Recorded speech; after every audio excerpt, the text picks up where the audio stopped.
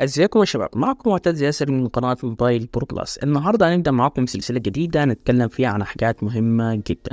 حماية الموبايلات من الهجمات الإلكترونية. زي ما انتم عارفين في العصر الحالي الموبايلات بقت جزء أساسي من حياتنا اليومية. بنستخدمها في كل حاجة، شغل، ترفيه واتصالات، وحتى بنخزن عليها بيانات حساسة زي الصور أو الرسائل، وكمان تفاصيل حساباتنا البنكية. لكن في حاجة مهمة لازم نعرفها، الموبايل بتاعنا ممكن يكون عرضة للاختراق في أي لحظة، وده ممكن يحصل لو احنا مش حريصين على الامان بتاعنا. النهارده هنتكلم عن ازاي نحمي موبايلاتنا من الهجمات الالكترونيه، ونتعرف على الطرق البسيطه اللي نقدر من خلالها نأمن موبايلاتنا ضد الهجمات دي. خلوني ابدا معاكم من الاول، ازاي الموبايل ممكن يتعرض للاختراق. اكيد معظمنا فاكر ان الهاكرز بيخترقوا الموبايلات باستخدام برامج معقده جدا أو من خلال ثغرات كبيرة في النظام، لكن الحقيقة إن الموضوع أبسط من كده بكتير. في الواقع أكتر حاجة ممكن تسبب اختراق الموبايل هي الثغرات البسيطة اللي إحنا مش واخدين بالنا منها، يعني زي التطبيقات المشبوهة أو الاتصال بشبكات الواي فاي العامة أو الغير آمنة. وخليني أقول لكم حاجة مهمة، كل موبايل معرض للاختراق لو مفيش حماية كافية عليه. يعني مثلا لو مش حاطين كلمة سر قوية، أو لو الموبايل مليان تطبيقات مش موثوقة، ده بيفتح الباب للهاكرز علشان يخترقوه، وده مش شيء صعب. ممكن الهاكرز يخترقوا الموبايل عن طريق تطبيقات التجسس أو برامج خبيثة بنحملها من مصادر غير موثوقة. طب خلونا أشرح لكم أكتر عن الحاجات اللي لازم ناخد بالنا منها.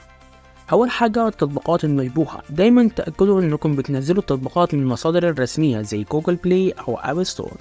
لو نزلت تطبيقات من مصادر تانية زي موقع الانترنت أو روابط مش موثوقة، في احتمال كبير إنكم تحملوا فيروسات أو برامج تجسس. وتاني حاجة هي شبكات الواي فاي العامة. في كثير من الأحيان بنحتاج نستخدم الواي فاي في الأماكن العامة زي الكافيهات أو المطاعم، لكن للأسف الشبكات دي بتكون مش آمنة، وده بيسهل على الهاكرز اختراق موبايلاتنا. علشان كده لازم تحاولوا دايما تجنبوا استخدام الشبكات العامة، إلا لو كنتوا متأكدين إنها آمنة، أو تستخدموا VPN لو احتجتوا تستخدموا الإنترنت في الأماكن دي. وتالت حاجة، البرامج الغير موثوقة. يا جماعة، مش كل برنامج بنشوفه على الإنترنت أو في روابط من الأصدقاء بيكون آمن. لازم تأكدوا من مراجعة التقييمات قبل ما تحملوا أي برنامج. ورابع حاجة هي كلمة السر الضعيفة. لازم تكونوا كلمات السر بتاعكم قوية وصعب تخمينها، يعني بدل ما تحطوا كلمة سر زي 1 2 3 4 5 6 أو اسم موبايل، حاولوا تستخدموا كلمات معقدة مكونة من أحرف وأرقام ورموز. وخامس حاجة، التحديثات الأمنية. كل فترة بيطلب تحديث للنظام اللي بتشغل على الموبايلات زي أندرويد وآي أو إس. التحديثات دي مش بس بتشمل تحسينات في الأداء، لكن كمان بتشمل تصحيحات لثغرات أمنية. حاولوا دايما تحدثوا الموبايل بتاعكم علشان تضمنوا حماية أكتر. نرجع تاني ونقول إن كل موبايل لو مفيش عليه حماية كافية ممكن يتعرض للاختراق، بس في خطوات بسيطة تقدروا تتبعوها علشان تحموا موبايلاتكم وتبقوا في أمان.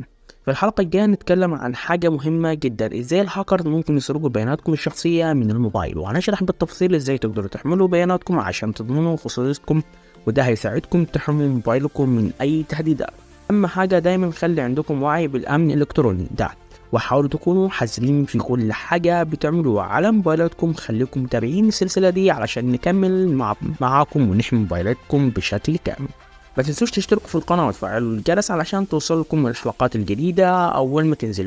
لو عندكم أي أسئلة أو اقتراحات سيبوا لي كومنت تحت، وأنا هكون سعيد جدا أرد عليكم. إلى اللقاء في الحلقة الجاية مع معتز ياسر من قناة موبايل برو بلس.